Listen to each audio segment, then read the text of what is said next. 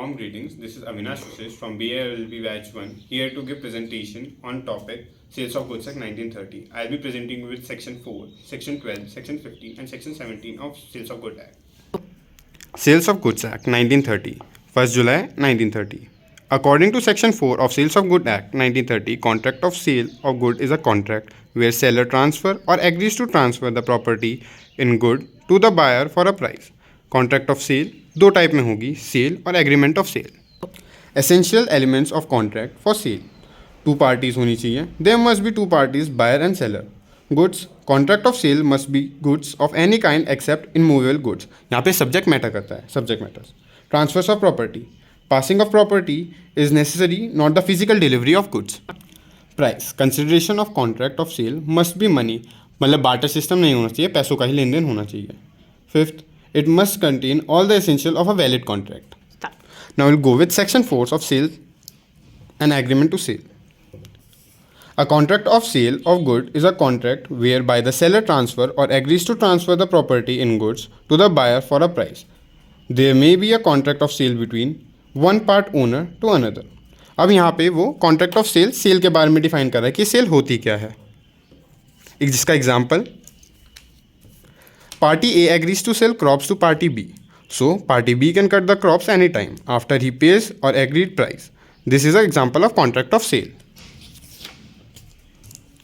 A contract of sale may be absolute or conditional. अब absolute और conditional का मतलब क्या होता है? एब्सोल्यूट का मतलब होता है एक नॉर्मल जो सिंपल सेल होती है, और कंडीशनल में दो टाइप की होती हैं, प्रेसिडेंट और सब्सिक्वेंट. प्रेसिडेंट सेल क्या होती है? जो प्री कंडीशनल होती है, मतलब यहाँ पे पहले आपको कंडीशनल फुलफिल करनी होती है, उसके बाद सेल कंप्लीट होगी. और सब्सिक्वेंट में क्या है? सेल कंप्लीट करने के बाद आपको कंडीशन फुलफिल करनी होती है. अब सब सेक्शन 3 में क्या कह रहा है? Where under a contract of sale the property in the goods of transferred from the seller to the buyer, the contract is called a sale. But where the transfer of the property in the good is to take place at a future time or subject to some condition thereafter to be fulfilled, the contract is called an agreement to sale. Agreement of sale में क्या हो गया कि अभी आपने सिर्फ agreement करा है एक फ्यूचर टाइम को लेके कि उस टाइम पे आप उस चीज़ को सेल करोगे. अब फोर्थ क्या कहता है? An agreement to cell becomes a sale. अब जो एग्रीमेंट ऑफ सेल है वो सेल कब बनता है? अब वो जो जितनी भी कंडीशंस थी जो फुलफिल होनी चाहिए थी एग्रीमेंट ऑफ सेल की, जब वो कंप्लीट हो जाएगी तो वो सेल बन जाएगा. वैसे ही an agreement to cell becomes a sale when the time elapsed और the condition are fulfilled, subject to which the property in the good is to be transferred. अब डिफरेंस क्या है सेल और एग्रीमेंट टू सेल के अंदर? Property in the goods passes to the buyer and along with the risk. क्या मतलब? जो property है गुड्स के साथ वो पास होती है बायर को, इसके साथ क्या पास होता है? रिस्क भी ट्रांसफर होता है. ऐसी एग्रीमेंट ऑफ सेल में क्या होता है? Since property does not pass to the buyer, risk does not pass to him. क्योंकि एग्रीमेंट ऑफ सेल में हमने फ्यूचर में एक टॉपिक लिया है कि फ्यूचर में जाके सेल करेंगे, फ्यूचर में जो एग्रीमेंट करा है. It is an executed contract, that is contract for which consideration has been paid. Already जो कंसिडरेशन है इस कॉन्ट्रैक्ट की पे हो चुकी है. अब एग्रीमेंट ऑफ सेल में it is an executive contract, that is contract for which consideration is to be paid at a future date. किसी फ्यूचर डेट पे आके आपको कंसिडरेशन पे करनी पड़ेगी. Seller can sue the buyer in cell. अब agreement of sale में क्या है? The aggrieved party can save for damages only and not for the price unless the price was payable at a stated date. अब यहाँ पे आप सू नहीं कर सकते हो क्योंकि एग्रीमेंट कंप्लीट हुआ ही नहीं है, वो आगे जाके होगा. Fourth, subsequent loss of liability of the goods of buyer. Fourth, such loss liability of the seller. अब क्या है? यहाँ पे बायर का लायबिलिटी आती है और एग्रीमेंट ऑफ सेल में सेलर की लायबिलिटी आती है. सेल में breach of part of seller gives buyer double remedy. Fifth में buyer's remedy would be to file a suit for damages only. Now section 12, condition and warranty.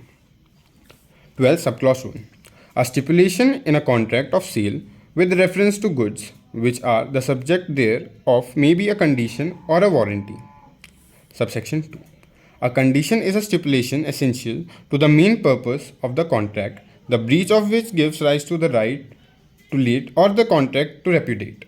Third, a warranty is a stipulation collateral of the main purpose. यहाँ पे क्या है? Stipulation collateral of a main purpose of the contract, the breach of which gives rise to the claim of damages, but not the right to reject the goods and treat the contract as repudiate.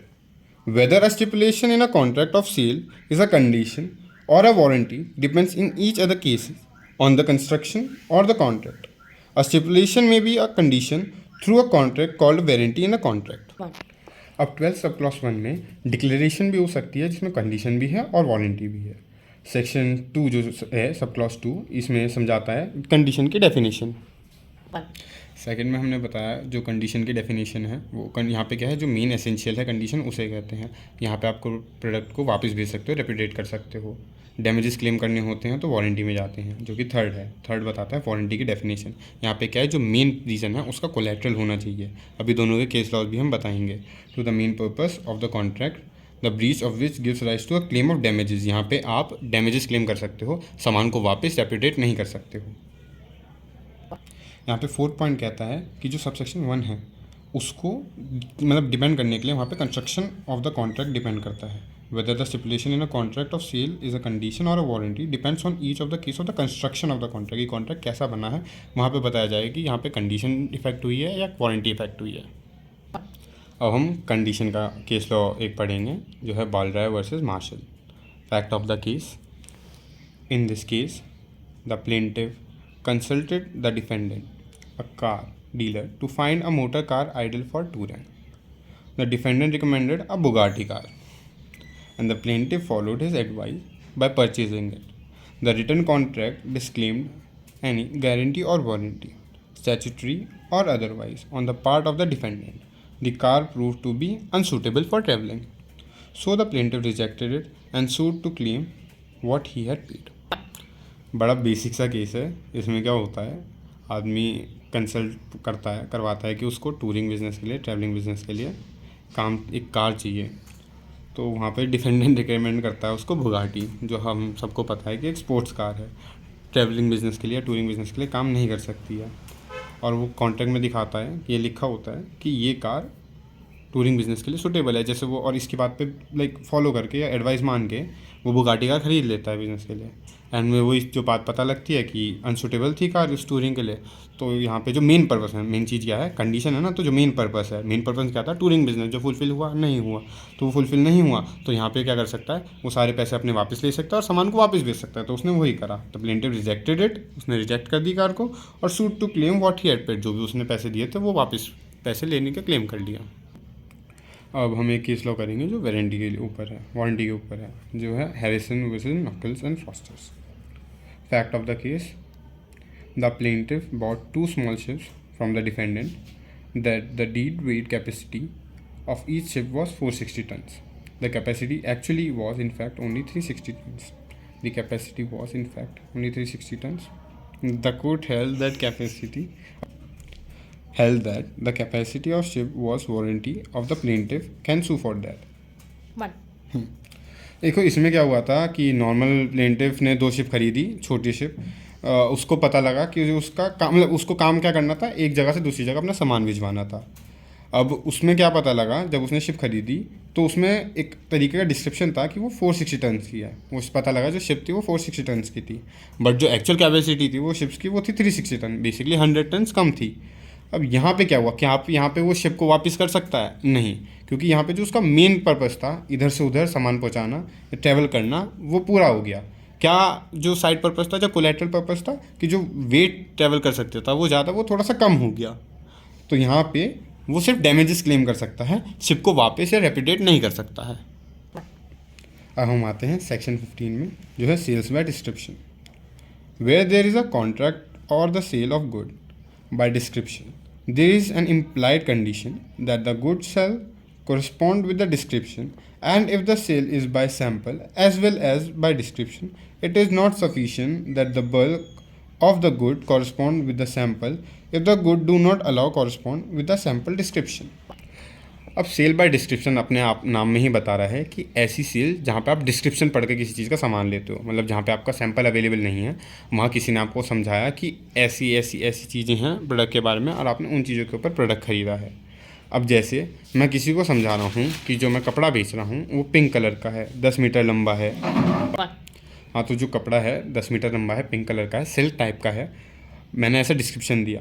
और जब मैंने product डाला तो 10 metre लंबा था, pink था, but वो silk type का नहीं था, किसी और टाइप का कपड़ा था, कोई भी टाइप का कपड़ा ले सकते हो। तो यहाँ पे आपके पास राइट होगा कि आप उस प्रोडक्ट को ना लो, आप उस प्रोडक्ट को रेपुडिएट कर दो, क्योंकि जैसा डिस्क्रिप्शन किया गया है वैसा ही प्रोडक्ट आना चाहिए। और अभी इसमें ऐसा सिनेरियो जहाँ पे हाँ, इसमें क्या है, सिंपल सा दोबारा सेक्शन 15 सेल बाय डिस्क्रिप्शन होता है, इम्प्लाइड कंडीशन होती है, it will correspond to the description. One अब हम आते हैं सेक्शन 17 में। हाँ, एक सेकेंड, अब याद आया। हाँ, तो हम समझा रहे थे जहाँ पे सैंपल और डिस्क्रिप्शन दोनों से आपके सामने प्रोडक्ट दिया गया, तो वहाँ पे क्या होगा, जब आपके पास बल्क में ऑर्डर आएगा या जो प्रोडक्ट आएगा वो दोनों चीज़ से मैच करना चाहिए, जैसा डिस्क्रिप्शन दिया है और जैसा सैंपल दिखाया है। वो अगर इनमें से कोई भी चेंज होता है तो आप प्रोडक्ट को मना कर सकते हो, नहीं ले सकते। अब आते हैं सेल बाय सैंपल से। अब इसको पढ़ते हैं। A contract of sale is a contract of sale by sample where there is in term contract express और implied to the effect. Second, in this case the contract of sale by sample there is an implied condition. अब वो implied condition क्या क्या है? That the bulk shall correspond with the sample in quality, that the buyer shall have a reasonable opportunity in comparing the bulk with the sample. C. That the goods shall be free from any defect, rendering them with unmerchantable, which would not be apparent or reasonable examination by the sample. अब इसमें क्या कहते हैं हम, जो contract of cell sample के through दिखाया जा रहा है, वहाँ पे पहली बात तो एक सिंपल सी बात, जैसे सैंपल दिखाया है वैसा प्रोडक्ट आना चाहिए। अब इसमें इम्प्लाइड क्या होते हैं? इसमें सबसे मेन है जो चीज़ बल्क में है। अब आप बल्क में कोई चीज़ खरीदते हो तो वो चीज़ वैसी ही आनी चाहिए जैसा सैंपल दिखाया गया था, पहला इम्प्लाइड कंडीशन। दूसरी इम्प्लाइड कंडीशन क्या है?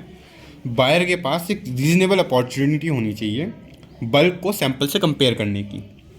तीसरा क्या होना चाहिए?